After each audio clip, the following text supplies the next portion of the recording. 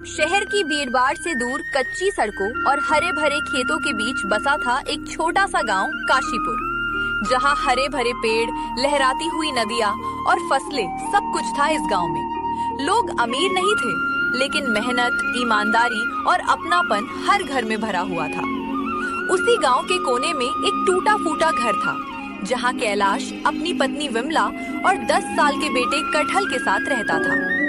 कैलाश एक किसान था। उनके छोटे से खेत में वो हमेशा मेहनत करता और अपने घर का गुजारा करता। उसके पास 2 गाय, गौरी और चंपा भी थी। इस तरह कई साल बीत गए। कटहल अब बड़ा हो गया था।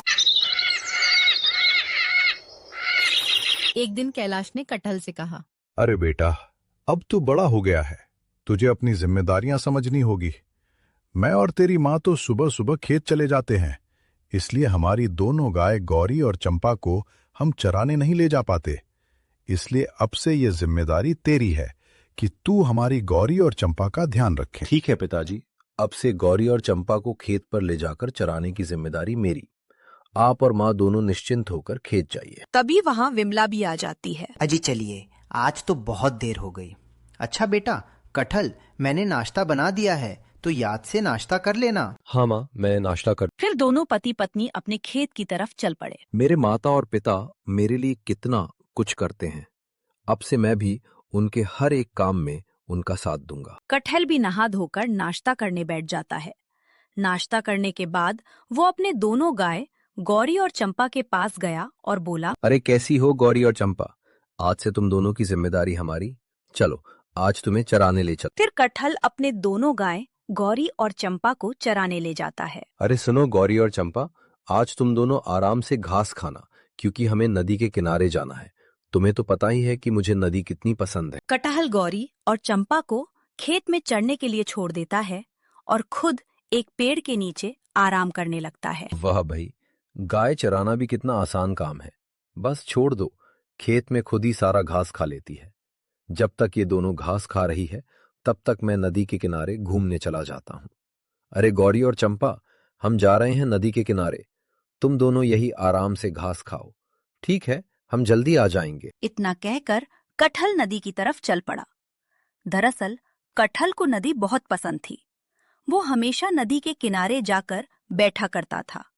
कुछ ही देर में वो नदी के पास पहुंच गया। वाह, पता नहीं क्यों नदी के पास आता हूँ तो बहुत सुकून मिलता है। ऐसा लगता है काश यही एक घर बना लूं और यहीं रहूं। अरे मोरी मैया, शाम हो गई, गौरी घर बना लूं और यहीं रहूं। और चंपा ने भी घास खा लिया होगा।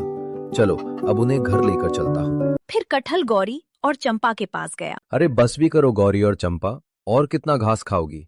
चलो अब हमें घर चलना है। फिर कटहल गौरी और चंपा को लेकर अपने घर लौट गया। कटहल अपनी चारपाई पर लेटा हुआ था, पर नींद उसकी आंखों से कोसों दूर थी। बगल के कमरे से माँ बाप की धीमी आवाज आ रही थी। अजी मुझे तो कटहल की बहुत चिंता होती है। पता नहीं वो अपने जीवन में क्या करेगा। उसकी उम्र के लड़के शहर जा रहे हैं, पढ़ लिख रहे हैं, कमा रहे हैं, और हमारा कटहल हमारी गरीबी के कारण यही गांव में ही रह गया। कभी कभी मुझे हमारे कटहल की बहुत फिक्र होती है कि हमारे गरीबी के कारण हमारा कटहल पढ़ लिख नहीं पा रहा। चिंता तो मुझे भी होती है विमला, जब उस रामू के पोते को देखता हूं। बचपन में कटहल और वो दोनों कितना खेला करते थे, लेकिन आज वो शहर में अच्छी पढ़ाई कर रहा है और हम अपनी गरीबी के कारण हमारे कटहल को पढ़ा लिखा नहीं पा रहे। उन दोनों की बातें कटहल चुपचाप सुन रहा था। अपने माँ बाप की हर बात उसके दिल में तीर की तरह चुभ रही थी। उसकी आंखों से आंसू बहने लगे, पर उसमें आवाज तक नहीं की। रोते रोते ना जाने कब वो सो गया। कटहल सोकर उठा और अपने पिता के पास गया। उठ गया कटहल बेटा, मैं और तेरी माँ खेत जा रहे हैं। उठ तो तुम गौरी और चंपा का ध्यान रखना। कुछ देर बाद रामू काका कटहल के घर आए। प्रणाम रामू काका। खुश रहो बेटा कटहल, और कैसे हो? मैं तो अच्छा हूँ काका। अरे बेटा कटहल, तेरे पिता कैलाश कहाँ हैं? काका पिताजी तो घर में नहीं है, वो और माँ दोनों खेत गए हैं। आपको कुछ काम था क्या? हाँ बेटा, मुझे तेरे पिता से काम था। तुझे तो मेरा पोता राज याद ही होगा। अरे क्या बात करते हो काका, मैं भला उसे कैसे भूल सकता हूँ। आखिर वो मेरा बचपन का दोस्त है, हमने साथ में कितना कुछ किया है।